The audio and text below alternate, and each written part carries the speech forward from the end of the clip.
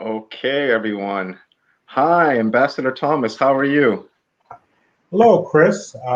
I'm very well. How are you and your Um, audience? I hope you're having a blessed Sunday. Thank you so much, and thank you for doing this interview with me today.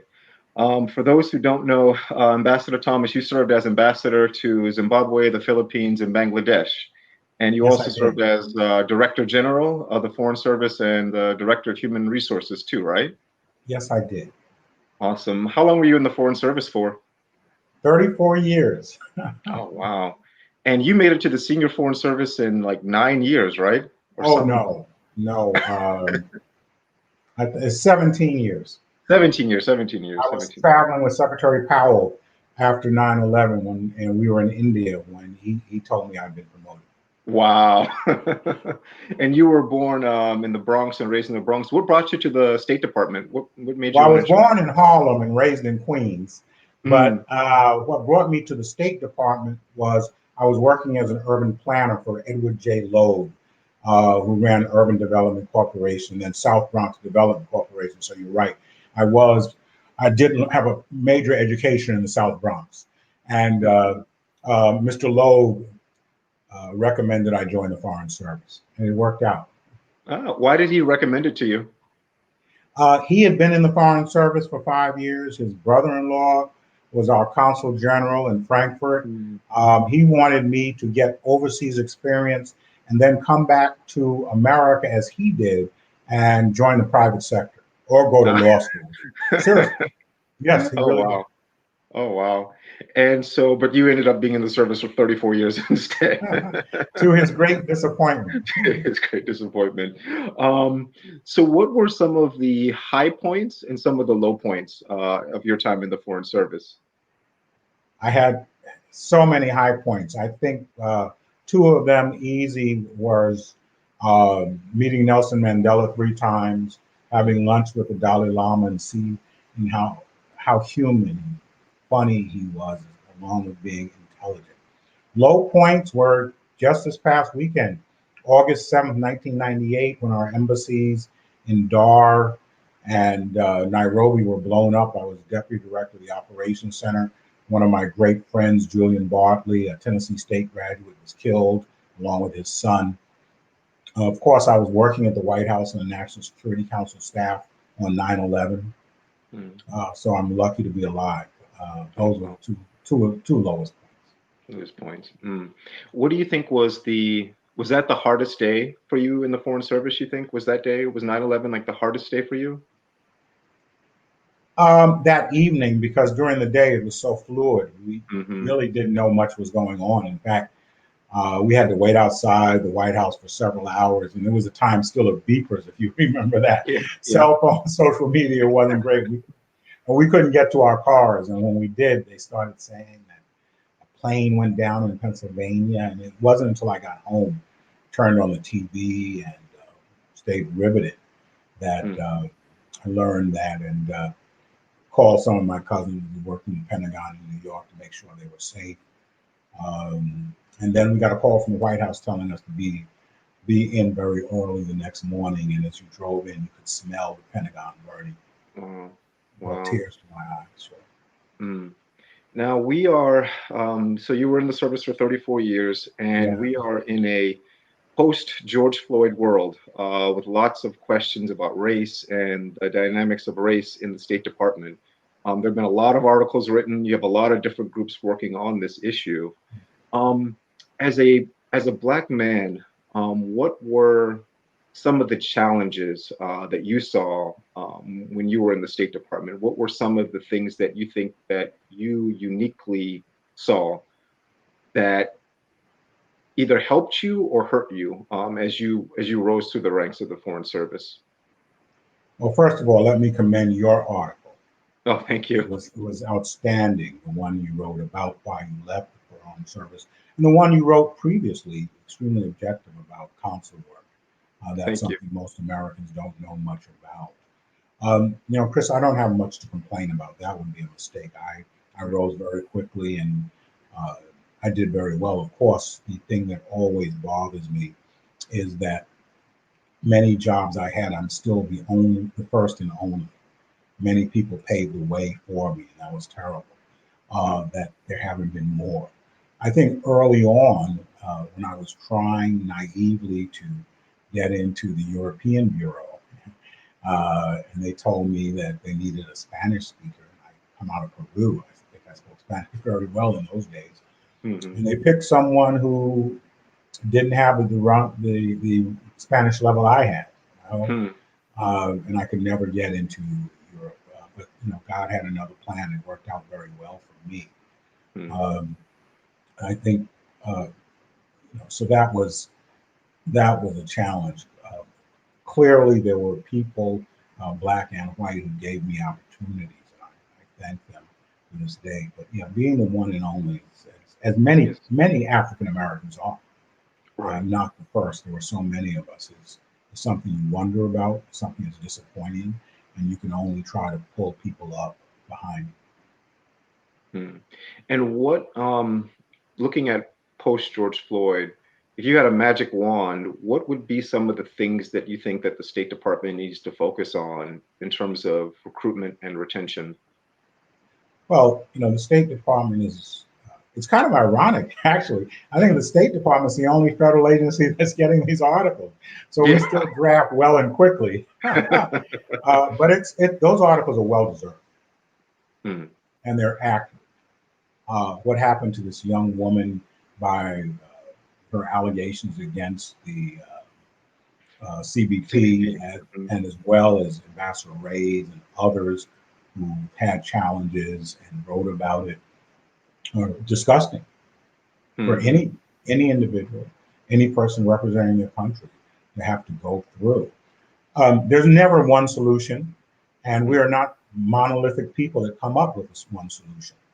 For Right. me, right now, this is bidding season.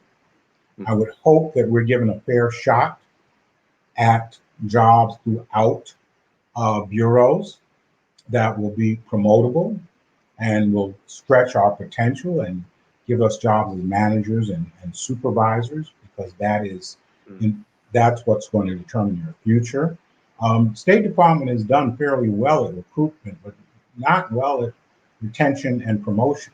I expect that they will increase the number of Wrangle and Pickering fellows, but if they Mhm. don't do the job necessary to counsel, mentor, and ensure that they receive a fair shake, it will have been a waste of money. And this is not on Secretary Pompeo or Mhm. President Trump. Not that I have faith in them, let me be clear, because the people who decide this always are fellow Foreign Service officers, as you know. Right.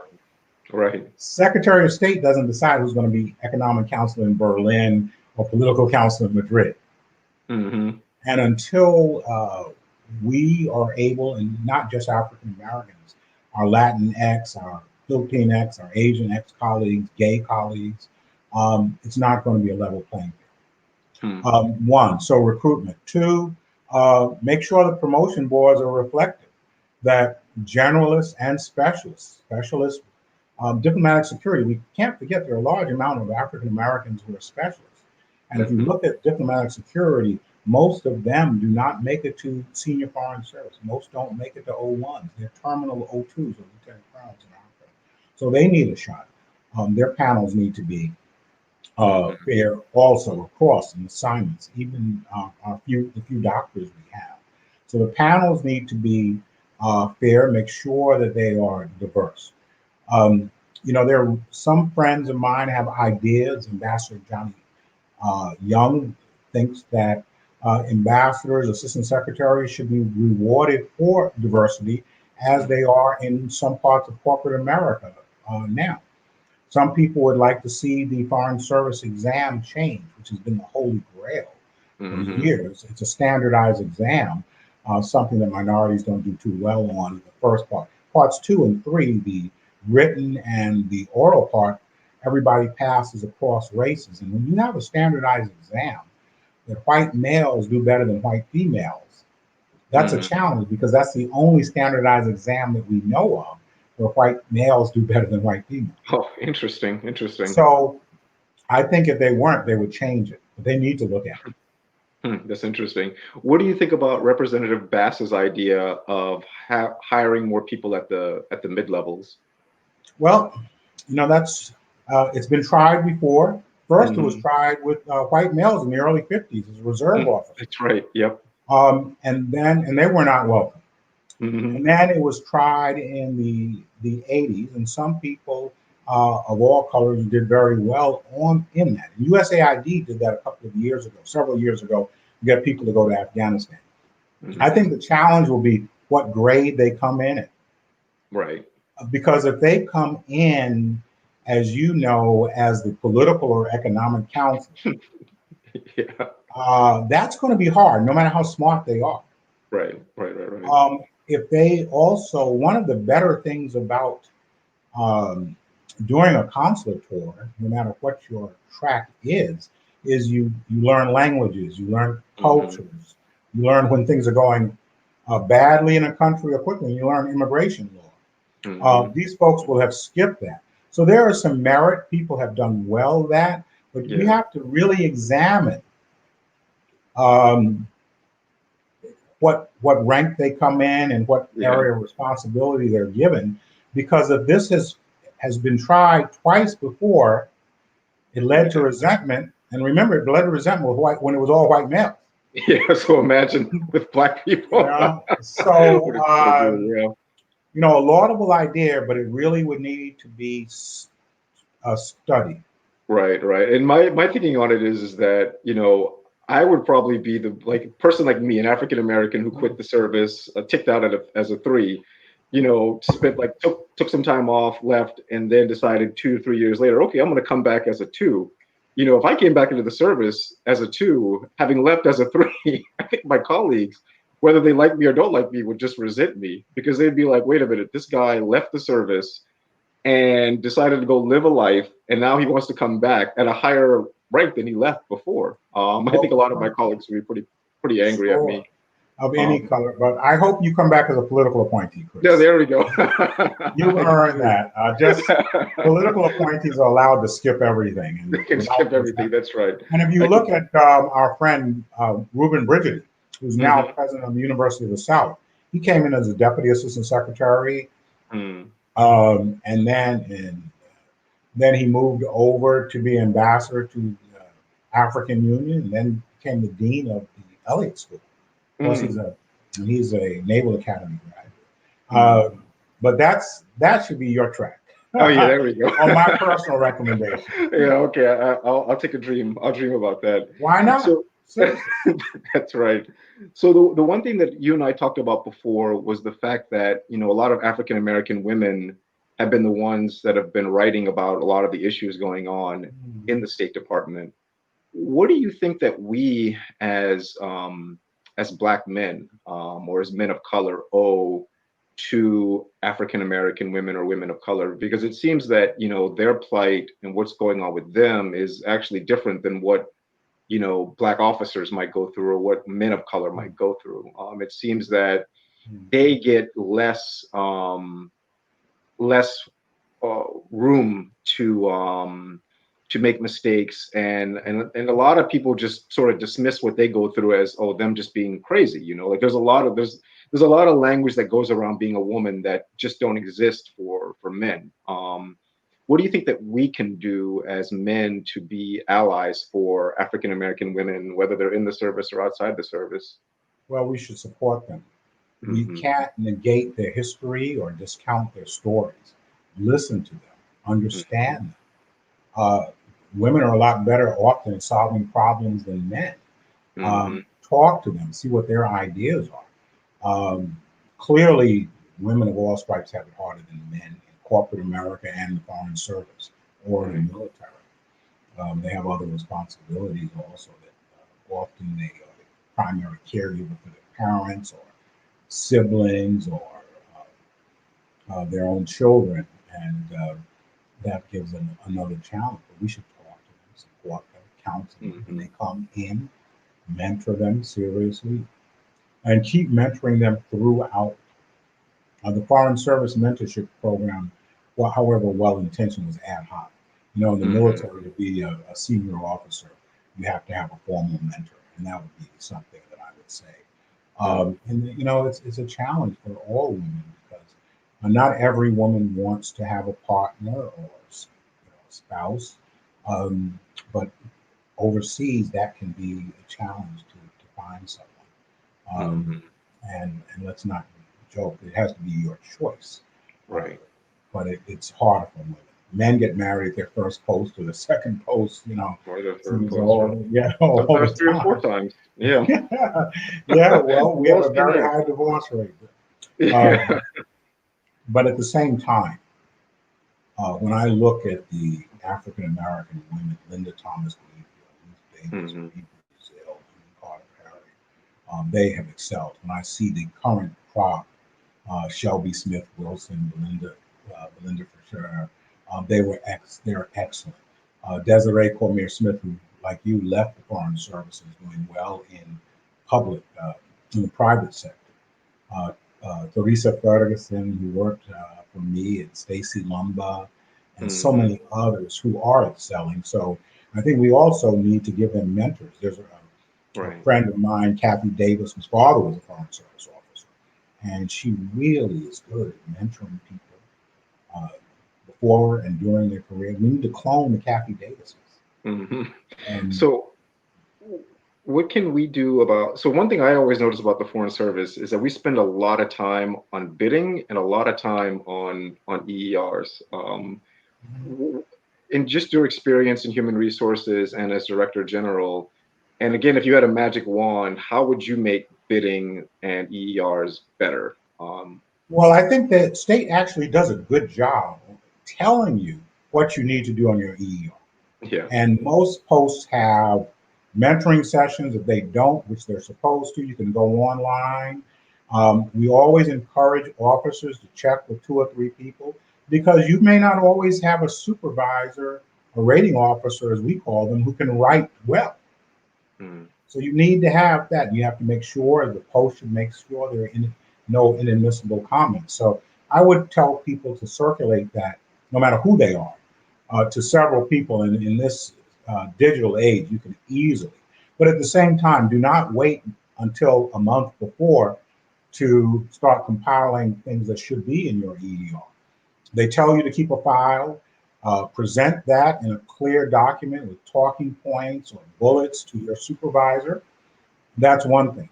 Rating, to make sure you get a very good one. And their code words we can really tell. Mm. Um, and I couldn't. I remember my first one was terrible. I thought it was great. I took it to a couple of people. They said, "This is terrible. You won't get tenure." But I had no clue. I really did not. Mm. And it took me a couple more times after that to get tenure. So it wasn't always a smooth road for me. In terms of bidding, the first two assignments are directed, but what you have to do in when they are in orientation, or we call it A100, um, everybody should be counseled. I Mm. think one thing that I told you before last year when I went to their celebration, 5 African American officers were going to Brazil. Great post. And Hmm. that was their choice. So they were, they got their top choice, and they were all celebrating. I think it's fantastic. Brazil, country with much potential. But in the back of my mind, I wondered would they allow 5 to go to Japan, Mm. to China? Mm. Maybe. I kind of doubt it. And then what's going to happen to those young men and women when they try to go to Europe or China Hmm. or Near East affairs, which are seen as the star bureaus later on? Mm. It can be difficult for anyone. That's Now, interesting. that's your choice. And many people come in and say, I want to go to Africa. I learned my second assignment. It's illuminating and great learning, but it can be a challenge to get out of Africa if you so choose, because the Hmm. barriers, it's foreign service is a club. And if you're not in that network, you're not, it's going to be not impossible, but much more difficult. Mm. Or so you're rather, so when I was in A100, I Mhm. was sent to Lagos, and I loved Lagos, but I was probably one of the only officers who actually didn't have an objection to going to Lagos, whereas other officers were telling, if you send me to Woo! Lagos, I'm gonna quit. I'll catch myself on fire. But I didn't know Well, that though. I didn't realize that I was the only officer willing to go to they Lagos, should and I had have, a great go ahead. experience. But yeah. Yeah, I served in Kaduna, Nigeria, my second post. Mm-hmm. First time living in Africa, the only place, including Zimbabwe, where I lived, where it was an advantage to be dark skinned. Mm. And that's not true for Anywhere dark skinned else? Americans. Um, That's true. but as you know, Nigeria has its challenges. Yep. Yep. Um, a good thing I was an assignments officer, because if somebody had told me they wouldn't go, I would have sent their butts. I think some I'm some serious. some of them might do that. Right. No, that's true. It's fairness. You volunteered. Again, it's okay to go. It's okay to Hmm. volunteer, but you need to go with your eyes wide open. So I'm Right. not saying don't go to the continent, don't go. But the way it ends up is because most minorities do not have a history in the Foreign Service. Hmm. Not all of them us come in with hard languages. Sometimes with no languages, as I did. Hmm. So some people want to see their roots, but you end up with Asians and East Asian Pacific, Latinx in Western Hemisphere, and Hmm. African Americans in Hmm. Africa or the Caribbean. And it's just your choice, and that's where you want to stay, fine. But Hmm. at least have your eyes open to the future. What do you think about expanding student debt repayment as a mechanism of improving both retention and recruitment? Do you think that that'd be something that the State Department should focus on? Well, we've done that several times, Hmm. and when budgets get cut, it always gets cut. Mm. So I would prefer some type of one-shot mechanism where these students' loans are paid off immediately, and Mm. then they have to give us 5 years or 10 years or 15 years, Mm. something like that, than paying them off slowly, because every time it happens, it gets cut. And Congress can be very stingy. Right now, we're going through COVID, where our other country persons need assistance, and we're Hmm. not going to be the first choice. So Mm. uh, that would be my caution. I can't Okay. see it sustainable. In terms of bidding, why don't we do what medical schools do? Medical schools have what's called matching day, where they have Mm, like a blind process algorithm that matches, basically the needs of, it's basically an algorithm is how they match people. The mhm. system we have now with bidding is kind of like it's a kind of a good old boy network, but by another name, where if you know somebody and why not just do what medical schools do or the military Well, does? Military, I All work right, for okay, military medical now, school. We'll stick to okay? medical school. We'll stick to Especially, medical school. and remember the military, when you come out of the academies, your assignment's based on your grades there, Yeah, that's true. and then That's there true. are other kinds of other things. Um, Medical school, I don't know how they do it, but I would say this. We had a system again in the mid 80s from Deputy Secretary Whitehead, where minorities, all things being equal, according to those algorithms that you talked about, Mm-hmm. minorities got the jobs.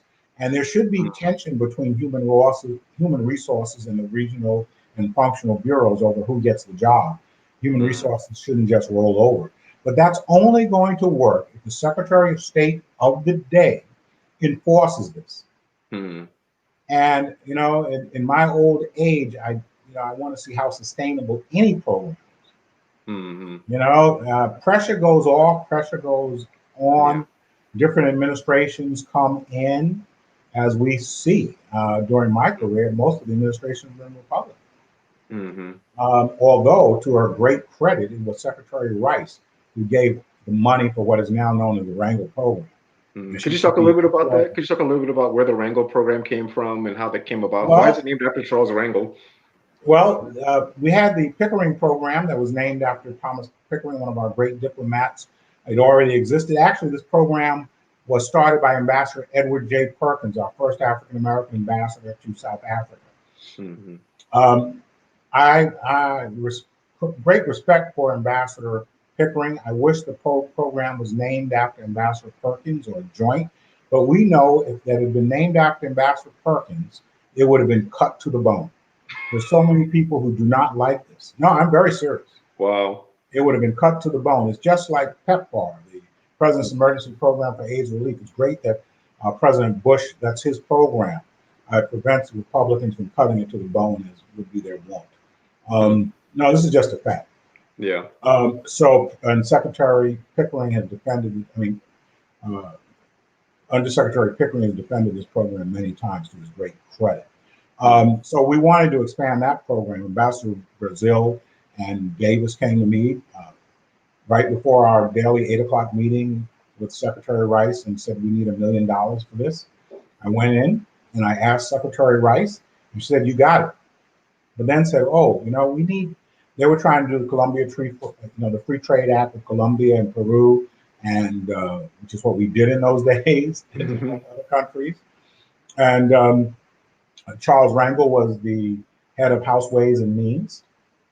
And one of the ways we wanted to, Secretary Rice came up with, well, let's name it after Rangel, who would like that. Maybe it'll help us with these the free trade agreements. Congressman Rangel did like it, and he was a very wily person. He made sure that the administration was assigned to Howard University. They got a percentage, and Howard University hired Patricia Scroggs, a retired Foreign Service officer who is the godsend of that program to this day. I think the Pickering program may be at Howard now. Before it was for many years at Princeton, run by a distinguished Morehouse man. So, but yeah, Secretary Rice did many things like that, for which he doesn't get credit. Interesting. Now, I think the average age of the average officer might be 40, and we might come in at 33 now. But most Pickerings and Rangels are fairly young. Someone complained to me saying that, well, it isn't that we dislike Pickerings and Rangels because they're African American, but because most of them are so young. Not dislike, but that the issue is that they're so young. What do you think about that? Do you think that there should be other mechanisms for bringing in older people? I think that John Negroponte, Thomas Pickering, Mark Grossman, Jeff David, they all came in under 25. I think that's right. Yep. And they're titans of the Foreign Service. Yep. Yep. The exam that has the oral, the drafting part that seeks experience, that's the reason we have people coming in at older age. I was 28 myself. So I think that if they eliminated that, you could get younger people. It's poppycock that you have to be 33 to be an outstanding Foreign Service officer. Absolutely right. Now, you know that, so there are people on both the presidential campaigns working on this issue. Congress is working on this issue of diversity and inclusion. There are affinity groups in State Department working on this issue, and Harvard has an organization. I think Harvard Ambassador Burns is working on this issue. But the one thing that I've noticed is that there are a lot of older people who benefited from the system who are working at reforming the system. How is it possible that people who've benefited from the system can somehow be trusted to reform the system? They cannot. They cannot. Simple. They had their chance and they gave 0 people an opportunity. Now, if it were Ambassador Bill Swing, Ambassador Jeff David Al, the late Ambassador Mary Ryan, Ambassador Jim Bishop, those people who were known for giving anyone an opportunity, holding you to standards and working the hell out of you, then I would have faith. But to me, this is the summer of George Floyd, and oops, we got to look at diversity and inclusion. And so now everybody is jumping on this. How do you They can't be sincere. They can't be. How do you think that all of these, like, what would be the best way to channel all of this energy into something actionable or meaningful? Because to me, my fear is that there's just going to be a lot of talk, a lot of committees, a lot of like let's have a committee to form another committee, and then in next year we're all just going to forget this happened. Well, one of the reasons your generation loves to have affinity groups. Everybody, and the reality, in my opinion, is that benefits managing, because if you have to talk to 20 organizations instead of one, you can just pick them off. But that's your generation. the reality to me is what drives the promotions and retention in the Foreign Service are good jobs and promotion. So this is bidding season. Deputy Secretary Began has been meeting with these affinity groups. It should be up to him and the Director General, Ambassador Carol Perez, to ensure that minorities, women, gays are given equal opportunity this assignment season. Other than that, don't talk to me Hmm. It's because just not point. Hmm. this is it. This is their opportunity. Again, I welcome the fact that it appears that the secretary and the deputy secretary are going to increase the number of Pickerings and Wrangles. I welcome that. That's open to all races. That's our ROTC program. It brings people who are not financially well off Hmm. and into it. Uh, but for me, give the people who are there, the Chris Richardson, who's an '03, that opportunity. And I don't care how they do it, Hmm. because otherwise it's just talk. Hmm.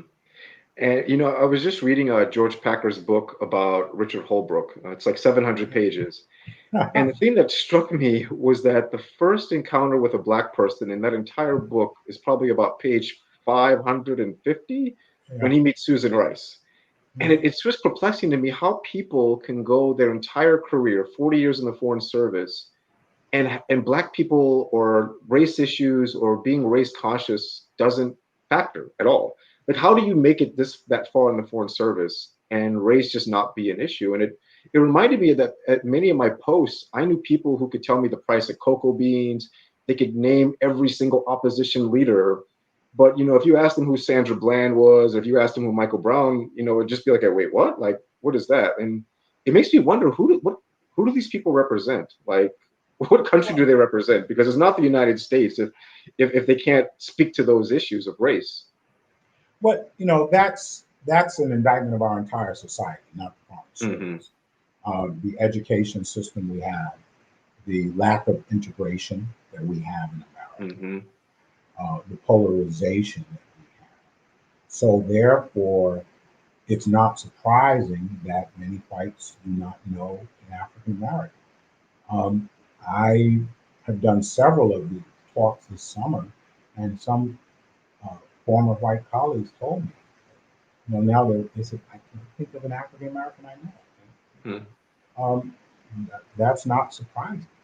And when you look at the low numbers of African Americans, Latinx, Asians in the Foreign Service, why would we expect different? But it begins with the fact that our education system, when I learned about Africa in high school, it was a European conquest of Africa, Hmm. which still rankles me. Luckily, I had parents who insisted that we be, my sister and I, be very well read. But Hmm. not everybody has parents who push them to read. That's true. Most people in the Foreign Service do, and most people in the Foreign Service are, quote, well read, Right. but they're not so well read on what we would consider the inclusion of minorities in America's history. We are part of Hmm. the fabric. We're expected to know everything about Thomas Jefferson. They Right. don't know anything about James Baldwin, Hmm. Toni Morrison. No, that's definitely true. And well, so a friend of mine, Charity Boyette, she's writing a piece for Foreign Service Journal that talks about leadership versus management. Basically, that you know, good managers are inherently good leaders, but good leaders are not always good managers. What do you think the Foreign Service can do to improve management and management of people? That seems to be a very important thing that we should all be able to do, but that the Foreign Service doesn't necessarily attract or try to encourage. No, I look forward to reading her article. That's not a race issue. Yeah, right. That It's not. is a leadership and vision issue. Mm, And so what happens? I was a political officer.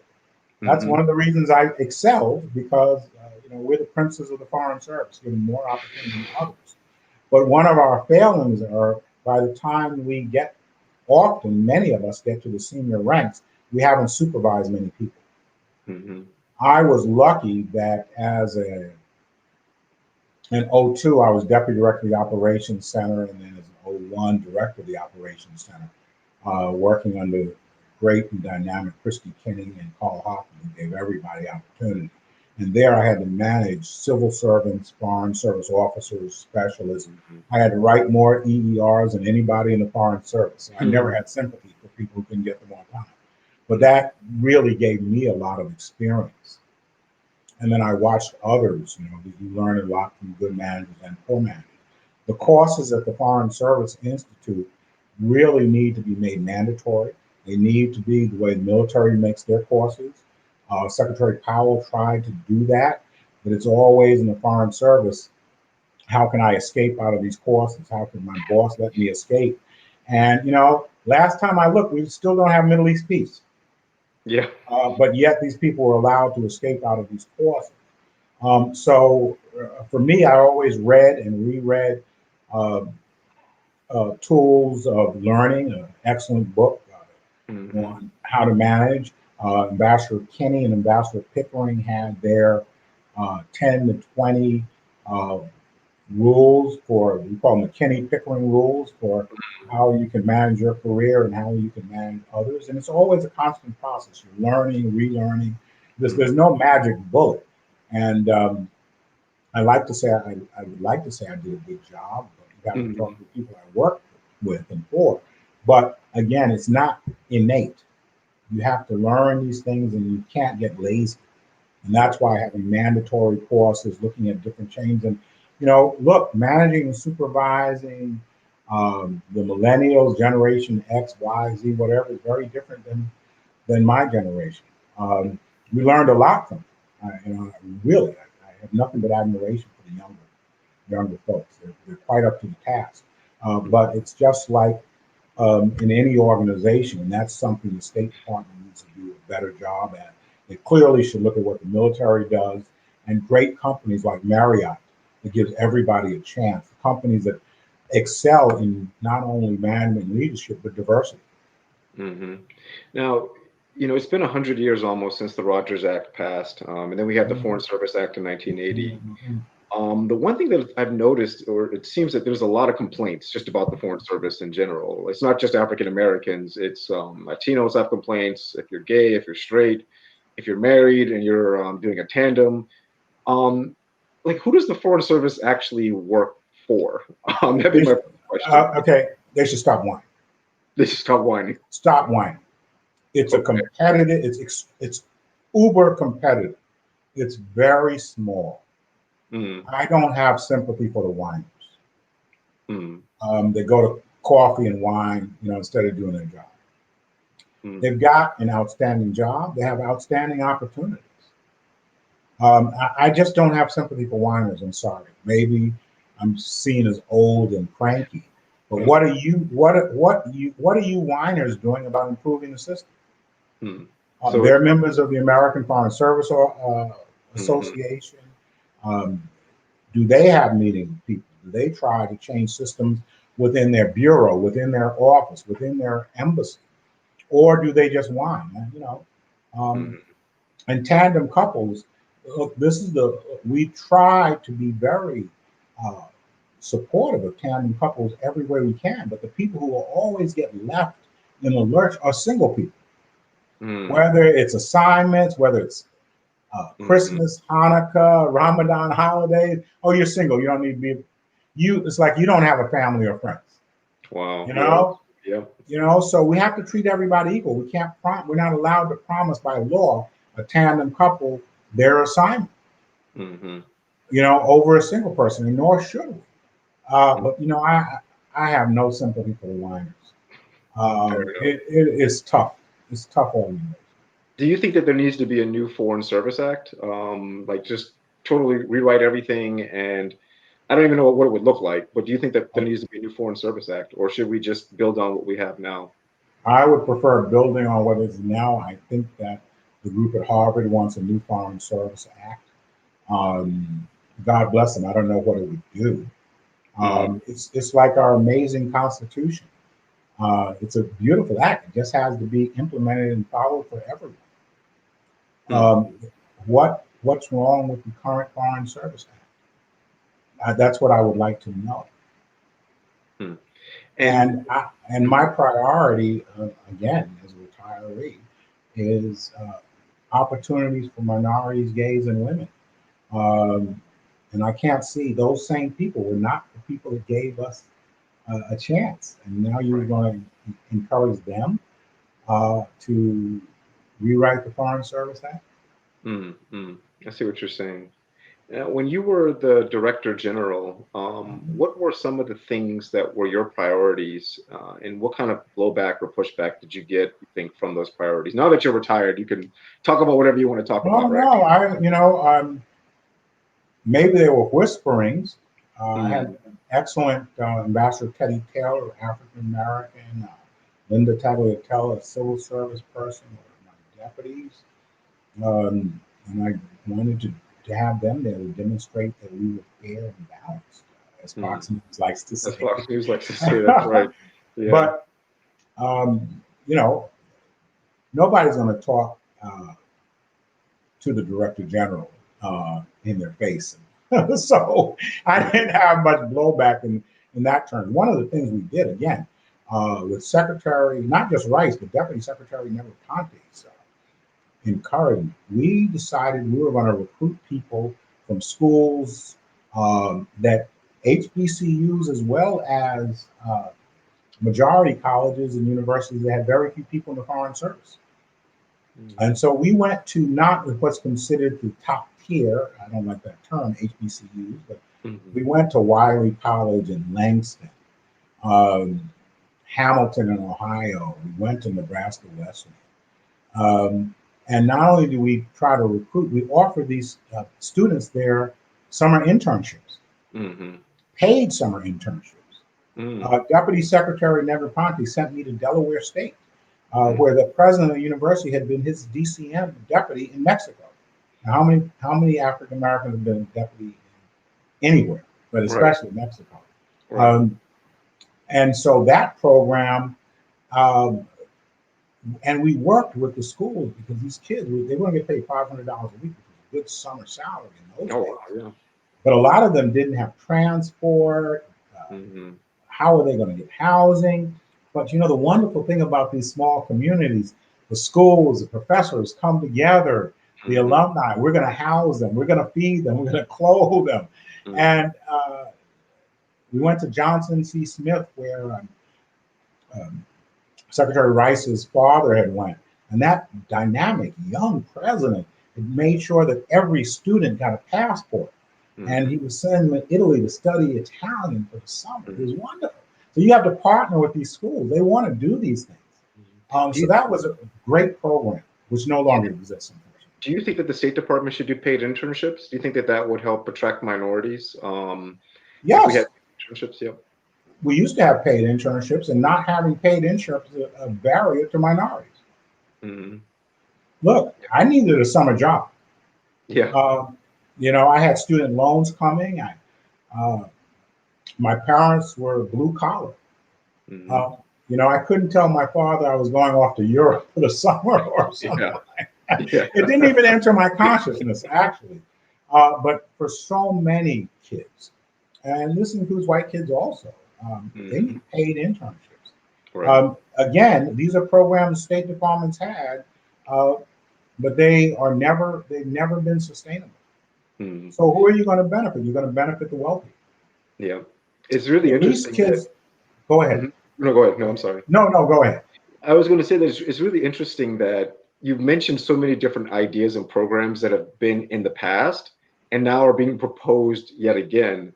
And then the historian Michael Crin talked a lot about how in the 1960s there were a lot of programs and ideas, and that there was a lot of energy behind diversity, and then it kind of faded, and then it came back, and some of the same ideas seem to come and go in cycles. How do we break that cycle? Because it seems that we've had paid internships before, we've had mid-level hiring before. I don't know if the people who are proposing these ideas actually know that they've been proposed before, even. How do Well, we educate I people? hope they I hope they do. I hope Yeah. somebody at state tells them. Other Mhm. than having a diversity and inclusion deputy assistant secretary or officer, which I don't know why they want since they already have EEO run by an excellent person, just needs to Mhm. be enforced. All of these ideas that I've seen, and maybe I've not seen every one. So what I would say is successive secretaries of state, along with their teams, need to spend a lot more time on the Hill. Mhm. Um, Educating the Hill about funding the State Department, how important that is, what we do for businesses in their state, what we do in terms of hiring people from their states, to make Or saving sure, American lives, yeah. yes, Or to make passports and saving sure, American lives, yeah. yes, Mhm. eloquently put, Chris, so that this is sustainable. Otherwise, once you lose funding, it's Congress controls that. Mhm. And once it's not that people at state are mean or dumb, it's that we go through boom or bust cycles. Mhm. Um, a lot of people do not know what we do. Mark Grossman said you need to be able to tell anybody what you do within 2 sentences and have them understand and want to support you. And start with your grandmother, he would say, and because that would be a test. And he was right because he came from a very blue collar background. Mhm. So I think that's really important to the Secretary of State's job is always going to be primarily working with the president to forward foreign policy. Part of that foreign policy has to be foreign service and a civil service that looks like us. And it's not just a nice thing to have because companies, organizations that are diverse perform better. But Mhm. unless you can get sustained funding from Congress, this will not work. That makes sense. So I don't wanna keep you any longer than I should, but I have just one last question for you. So you're a huge fan of the Negro League, baseball Yes, yes. league. What is what is something that you think that the Foreign Service could learn from the Negro League when it existed for that brief period that it did? What are some of the traits or attributes that you've discovered from reading about the Negro League and watching it that you think that U.S. diplomacy and diplomats could learn a lot from these guys? Wow, tough question. I'm sitting with Buck O'Neill's baseball autograph and two photos of Jackie Robinson, my personal Hmm. hero, and my daddy in this room. Oh wow. A couple of things. Ken Burns' excellent documentary, Hmm. uh, Shadow Ball, especially that part that focused on the Negro Leagues, showed that the African American players brought innovation. They brought small ball, stealing, bunting, fundamentals um, to baseball. And what we did when I was in the Philippines, we went to a place called Tondo, where people climbed up garbage heaps to get food every day. It smelled, it was terrible. And we helped bring baseball there. These kids were playing in flip flops, they had no gloves. We brought Ken Griffey Jr. there. We Wow. brought Major League Baseball there. Um, we got my friend Laurie Stalakouskas got the San Francisco Giants to send uniforms and equipment. And you know what happened, Chris? We really sustained a little league and what we would call pony league, baseball for boys, really softball for most girls, with rare exceptions. A year after I left the Philippines, the boys played and tried to qualify for come to Pennsylvania for Little League World Series. They failed, but the girls won, and they came to America. And you know what? They lost every game, but they got to come to America. The Filipino American community supplied them with clothes. They got Mm, to see the Washington Monument, the White mm, House, and they went back. And then we kept. It was also libraries. We got people to build a library in that community. We got one of the universities there to give girls scholarships for mm, softball. And these girls got jobs and they're able to help their families get out of this. I can't tell you the stench. mm, Imagine climbing up a garbage dump to get food. mm. So we partnered with the local community, and we wanted it to be sustainable. And luckily, Ambassador Phil Goldberg, my distinguished successor, was even bigger baseball fan than I was. Hmm. Uh, so those are things that can be done. And Ken Griffey was great. That was Jasmine. So we had Hubert Laws there, and they hadn't met. And I knew both of them, so I introduced Ken Griffey Jr. to Hubert Laws. I got to find that photo somewhere. But those are things we in the Foreign Service, along with our Foreign Service national colleagues, can Hmm. do, and to Right. change people's lives. Baseball, cool Papa Bell. I hope he and Satchel Paige would be proud. That's right. Well, thank you so much, Ambassador Thomas. This was a really enjoyable conversation. And thanks everyone for watching. But I hope to see you again in the future, okay? Thank you, Chris, and I hope to see you as a well accepted and excelling political appointee in the not too distant future. You're my Amen. South Carolina brother. You remember That's that. right. From your lips to God's ears, all right? Take care. Thanks a lot, everyone. Thanks. Bye-bye.